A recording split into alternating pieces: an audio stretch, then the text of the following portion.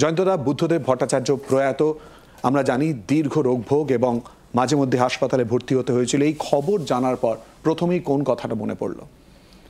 প্রথমেই যেটা আমি বলবো একেবারেই ব্যক্তিগতভাবে, যে গতকাল রাত্রিবেলায় লালকৃষ্ণ আডবাণী হসপিটালে ভর্তি হয়েছে, 96 ইয়ার্স ওল্ড, আর আজকে সকালবেলায় শুনলাম বুদ্ধবাবু মারা গেছেন।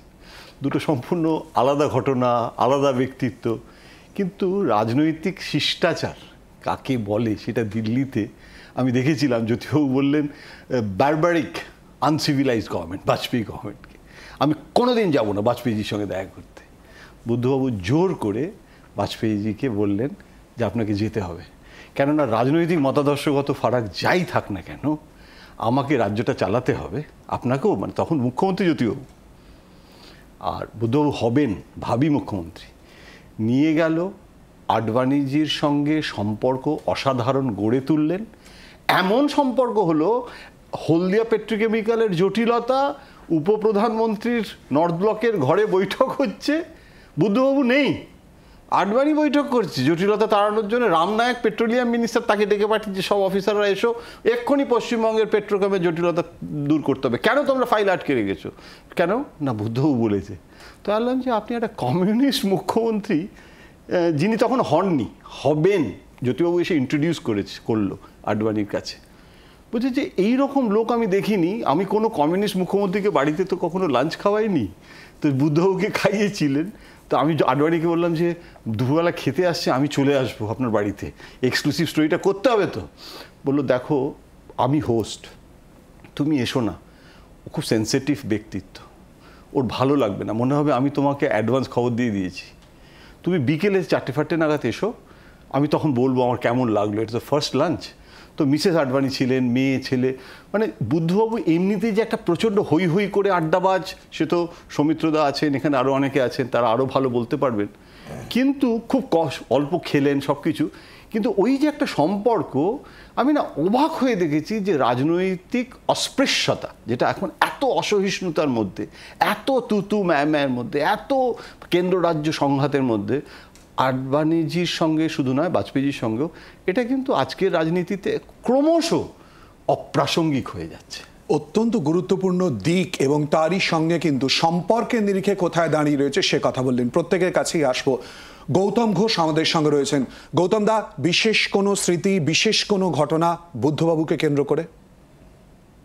আমি আজকে সকালে যখন বামা বাড়িতে গিয়ে নিথর দেহটা দেখলাম, আমার একটা স্মৃতিমালা মানে একেবারে যেন বিদ্যুতের মতো আমার মাথায় খেলে গেল।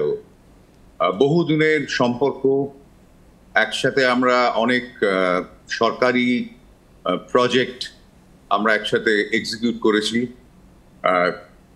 প্রথমেই আমি বলবো যে তার রাজনৈতিক জীবন একটা আসেই, সে রাজনীতির লোক, হোল টাইমার, আমাদের মুখ্যমন্ত্রী হয়েছিলেন। কিন্তু আমি যখন আমার আলাপ 70 দশকে, একজন মানুষ, লিটারেরি পার্সন, শিল্প, সাহিত্য, নাটক, সিনেমা, এসব নিয়ে প্রচন্ড একটা ভালোবাসা, আবেগ, এবং আমরা দীর্ঘদিন আলোচনা করেছি। তখনও নন্দন হয়নি, এবং নন্দন হওয়ার পেছনে ওর উদ্যোগের কোনো তুলনা নেই। মানে অনেক কষ্ট করে, তখন বাজেটের সমস্যা ছিল, নন্দন তৈরি করা হয়েছিল। সে একেবারে ভিত্তিপ্রস্তর থেকে এখন আরো তার অবয়ব সবকিছু বৃদ্ধি পেয়েছে। কিন্তু বুদ্ধদেব ভট্টাচার্যের প্রচেষ্টায় নন্দন, প্রথম কালার ল্যাবরেটরি, রূপায়ণ, তারপর আমি একটি প্রজেক্টের সঙ্গে যুক্ত ছিলাম। আমার ইটালিয়ান বন্ধুদের কাছ থেকে আমরা ব্যবস্থা করে একটা গ্রান্ট এনেছিলাম, রূপকলা কেন্দ্র হলো। এই সময় দেখেছি যে প্রচন্ড ভালোবাসা শিল্প, সাহিত্য, সিনেমা, এবং আমরা ওর মানে পাশ্চাত্য সাহিত্য, কবিতা এবং আমাদের বাংলা সাহিত্য সম্পর্কে অগাধ জ্ঞান ছিল। নিজে কবি ছিলেন, প্রবন্ধকার, নাট্যকার। ফলে এইসব ব্যাপারে ওর ভালোবাসাটা, আর একদিক থেকে আরেকটা জিনিস, আলোচনার মধ্যে যেরকম একটা আবেগ থাকতো এবং যুক্তিও থাকতো, দান্দিকতা থাকতো, এটা আমাকে খুব আকর্ষণ করেছিল।